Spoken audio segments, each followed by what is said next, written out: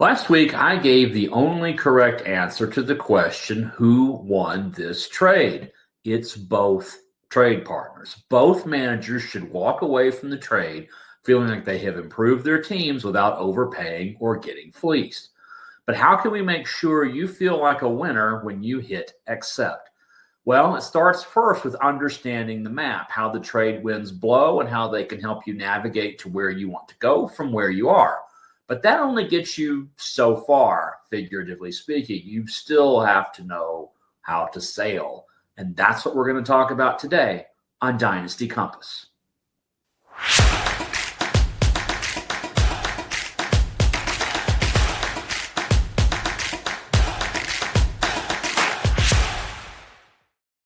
Welcome to Dynasty Compass. I am your host, Jeff Blaylock, the other Jeff B. from Football Guys.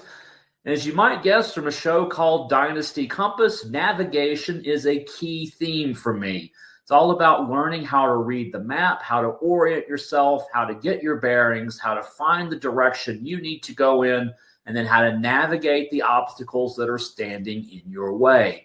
These are the things that separate great dynasty managers from their league mates, because you won't need a GPS to give you step-by-step directions. With your map and your compass, you will be able to navigate on your own.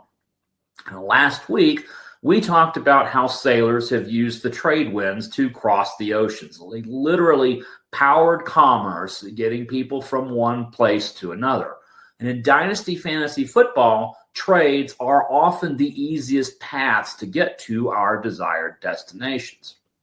When we think about trading, especially in Dynasty leagues, context is king. Values are not fixed. The same player can have wildly different values depending on a team's overall situation. And when I say player here, I mean any tradable asset, a player, a draft pick, FAAB budget, a license to steal, whatever may be available to trade in your league. That is what a player is going to represent today as I talk about them. But because context is king and because values are not fixed and can fluctuate wildly, that's why trade calculators are at best a guide. They're not a judge. Last week, I used the metaphor of a house that was being bought and sold for different prices in the same transaction. There's no appraisal. There's no independent arbitrator of value. There's just what the two parties bring to the table in terms of what they're willing to buy and what they're willing to spend. In a trade in Dynasty, the managers will settle on the cost. One player, multiple players, some combination of assets that they're willing to trade for each other, but each is assessing their own value, and that's why both people can win any trade, no matter how unbalanced it might look to an outside observer who does not have the context that the two managers have about their own teams. Because of these inherent differences in valuations, there are always edges to be found without fleecing a fellow manager. These include taking advantage of timing, which is buying dips and selling hypes. It's knowing your history in the league, understanding how your league mates valued players and draft picks in the past, because that may affect negotiations going forward. Simply following NFL news, knowing who's hurt, who's the hot guy coming out of training camp, who are the coaches hyping up this week, and understanding arbitrage, the ability to gain value by flipping a player or a draft pick from one trade partner to another. In essence, being a middleman, able to capture value from both of those places. That was what we talked about last week. This week, let's start by looking for trade opportunities themselves. And before you even start doing that, before you look for a trade partner or for a trade opportunity, make sure you know what you're trying to achieve at a strategic level. I've said it before, and I will say it again. The biggest mistake that dynasty managers make is they make moves without an overall strategy in place. When we talked about FAAB, the FAAB Four, a few episodes ago, and that link will be down below if you're on YouTube or in the show notes if you are on another platform. When we talked in the FAAB episode, we mentioned 4 questions that you should always ask before making a bid on a player. What problem am I trying to solve? What kind of player am I trying to acquire? When do I expect the player to give me value? And what am I willing to give up in order to get this player? These same questions work very well when thinking about a potential trade. When you ask those questions and you have a sense of those answers, you then have an idea of exactly what you are looking for, what it might cost you, and what you're willing to part with. And with that knowledge, you can, well, start looking for the trade. Now, as I approach trades, particularly in dynasty leagues, I tend to focus on what I'm calling the 3 F's. And I just love good F words. Don't we all love F words? F words are awesome.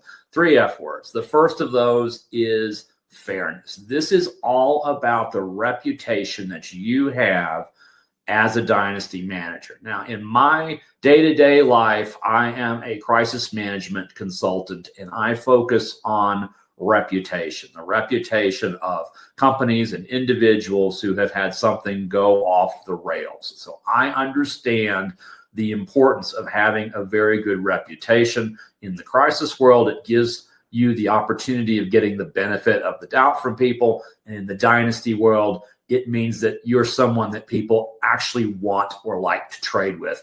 It makes it a lot easier to execute a trade if your trade partner likes you and wants to deal with you.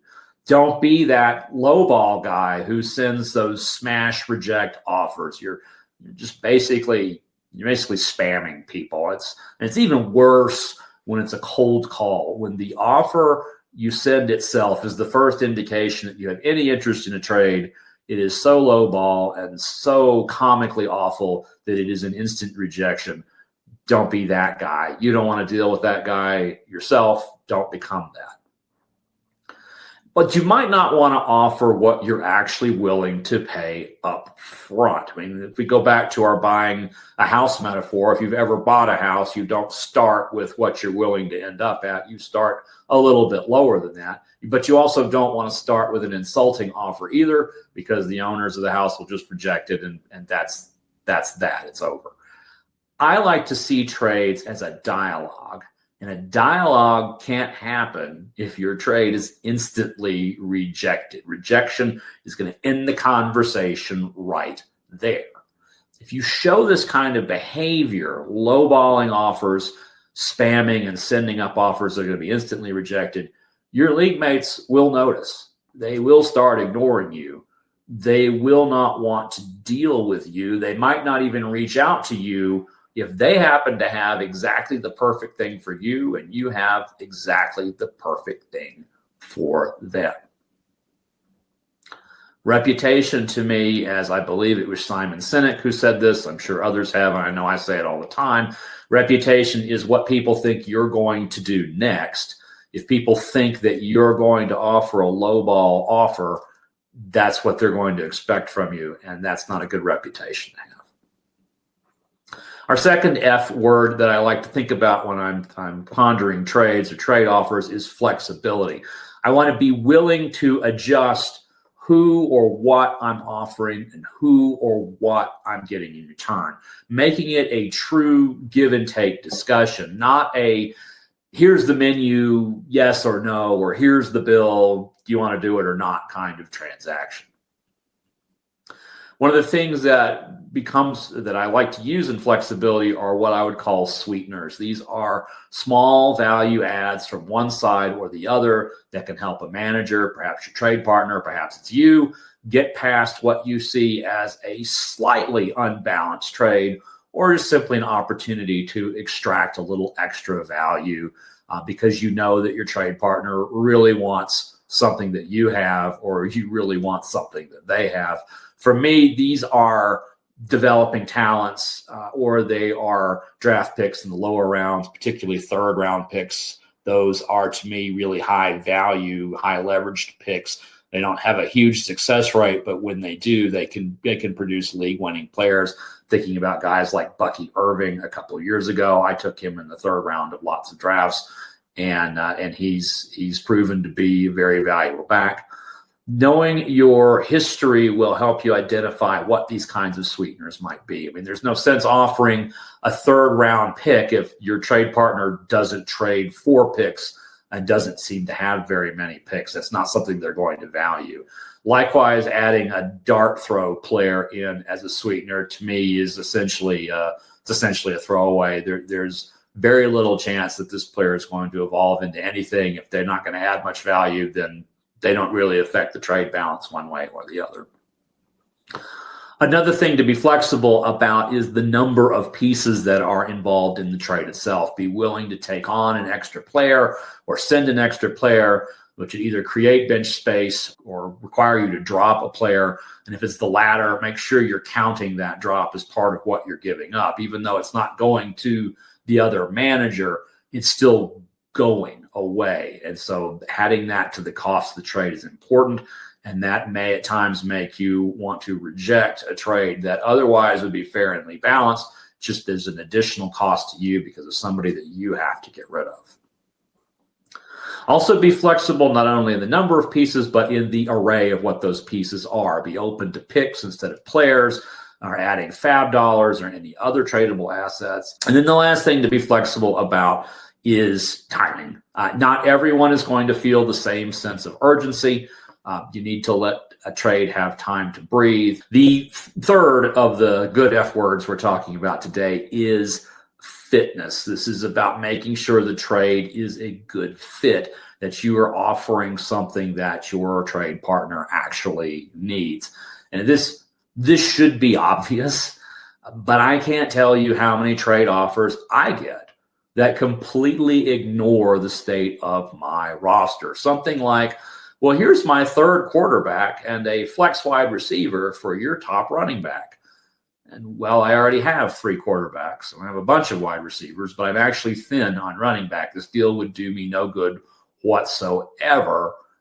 But nonetheless, it may seem fair. The trade calculators might see it as a fair deal. They might even see it as one that's tipped a little bit in my favor, but it doesn't do me any good. So why would I accept this or pursue it? The deal works mathematically, but it makes no sense whatsoever. The context is wrong, even if the value is right. Now, a moment ago, I mentioned how some trade offers feel like spam. These would be the smash reject kinds of trades. And an ill-fitting trade proposal is exactly that. It shows that if you are the one making that kind of proposal, that you only looked at your trade partner's roster for things that you wanted. You didn't look for things that could actually help them. Be prepared to make adjustments based on your trade partner coming back and giving you a different value proposition for themselves than you were expecting. Maybe what you think they're valuing is off, and maybe you can take even more advantage of the situation. And I don't mean that in a fleecing way. I just mean it in a way of being able to repackage assets to deliver even more value than you thought was possible because your trade partner sees the world differently than you think they do. And all of this comes back to just the question we started with in the last episode, and I talked about in the cold open. Who won this trade? Both of you should win the trade. That is the only correct answer to the question, regardless of what social media wants us to do.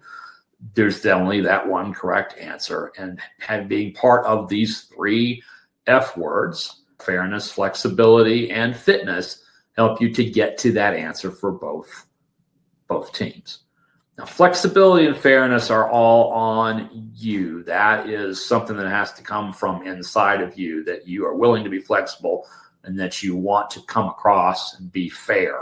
But fitness does require you to look outside yourself and through another manager's eyes. So how do we find a good fit when we're looking at potential trade partners? To me, the easiest and most obvious is to look for mismatches. Look for places where a roster is strong in one place, weak in another, and you have the opposite. And so in order to do that, of course, you have to start by looking at your own roster and what are you willing to part with that makes sense strategically. This is actually probably a more important question than what do you need from someone else, is what are you willing to give up? Because there's no sense shopping if you have nothing that you want to spend. There's no sense trying to trade for a starting quarterback when you won't part with anything more than an injured wide receiver, a backup running back's backup, and a 4th-round pick. That's a smash reject kind of an offer. If that's the best package you'll be able to come up with, then you need to lower the expectations of what you're going to get in return. So make sure what you're willing to give up matches at least somewhat value-wise with what you want. The ideal player to part with, so we want to take advantage of valuation differences. The ideal player to part with is one who holds a lower value to you than it does to others. Now, last week, I used Dak Prescott as an example, quarterback of the Dallas Cowboys. To our fictional team A, Dak Prescott was a next man up. He would only be inserted into the starting lineup if the other 2 starting quarterbacks were not available.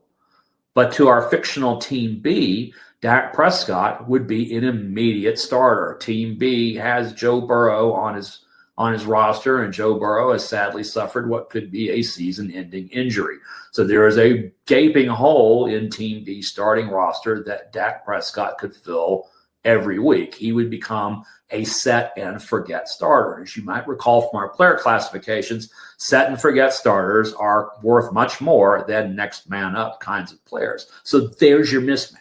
Someone needing that starting quarterback is going to value your surplus quarterback much more, or at least a little bit more than you do, and that's where the opportunity comes in.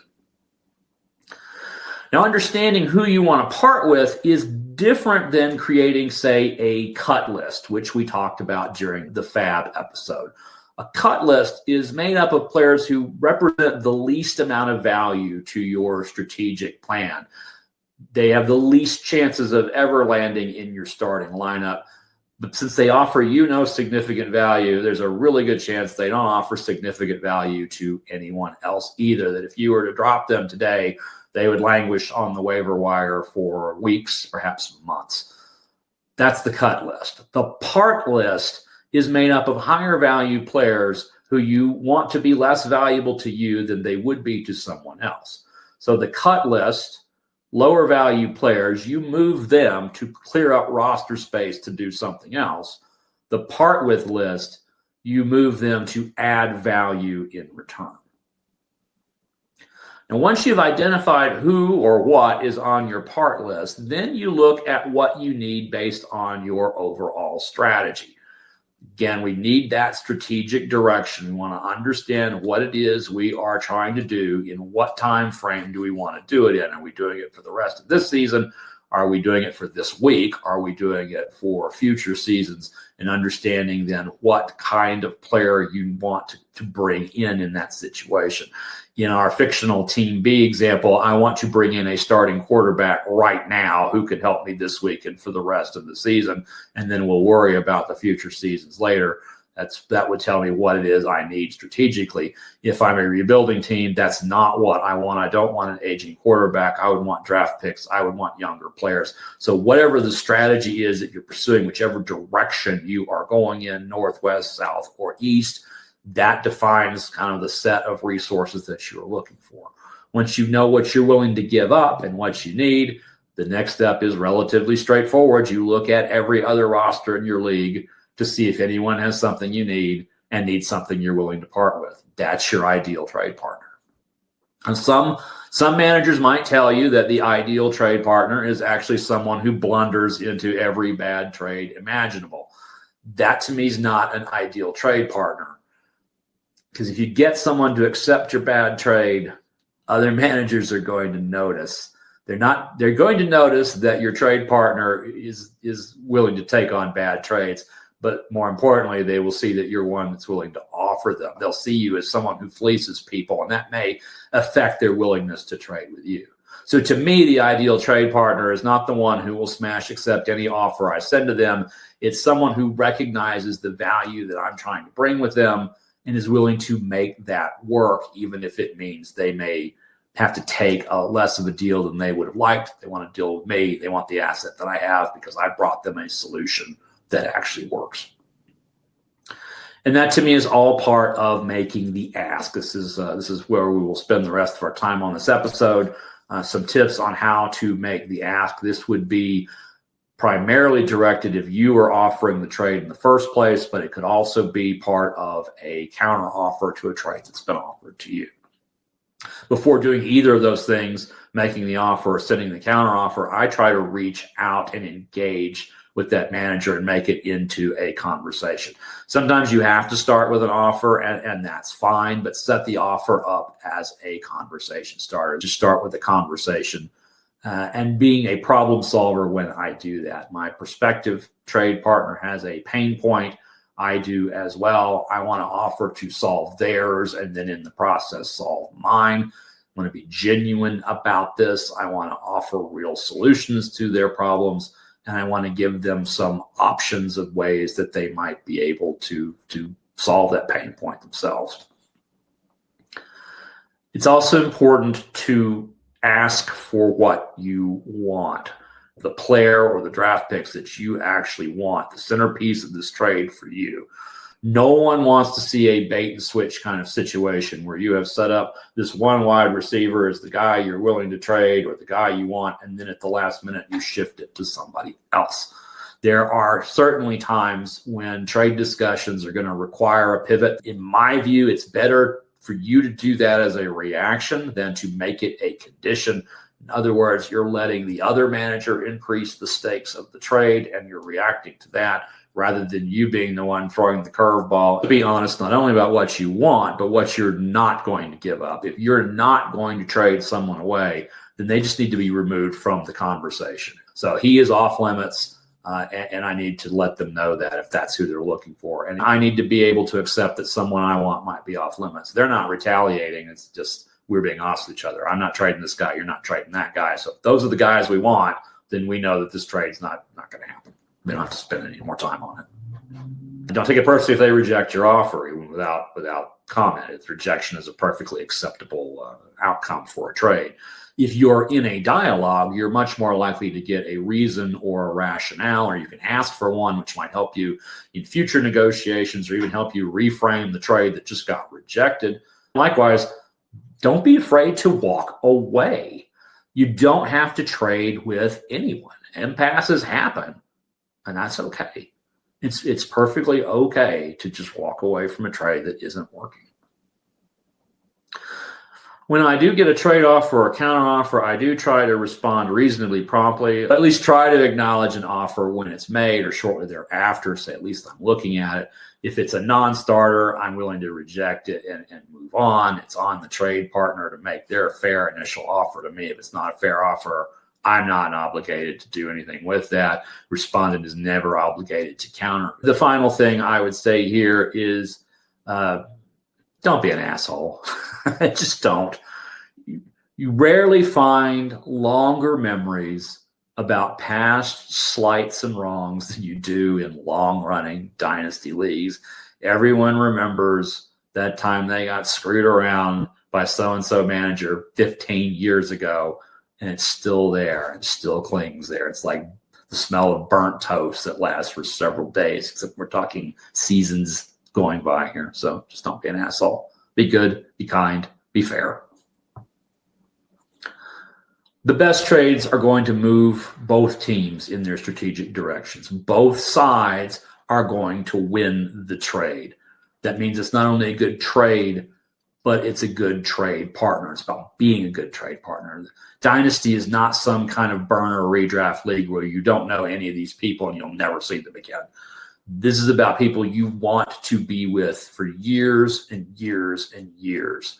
And you want to get the reputation for being someone who's pleasant to deal with, who's fair, who's prompt, who cares. If you can do these kinds of things, you can be fair, you can be flexible, you can find good fits.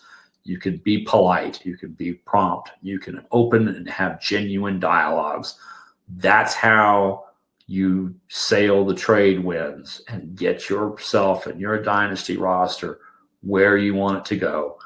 And frankly, it's a really good thing when you can help someone else get there too, because they may not be going the same direction that you are. Next week, we are going to talk about buys, managing the process of having half of your roster or a chunk of your roster not be available for 1 week simply because their team is on bye. So we'll get into a discussion about that. Thank you for watching or listening today. Please like, subscribe, share, write a review, spread the word about me and Dynasty Compass. Having people see this and listen to this and learn from this is what I'm all about. I want to be a guide for you to help you get to where you want to go in Dynasty, which in our Compass metaphor is true north, perennial contender, fighting for championships year after year after year. So hopefully this is helpful to you. Please let me know if it is, and we will see you next week on Dynasty Compass.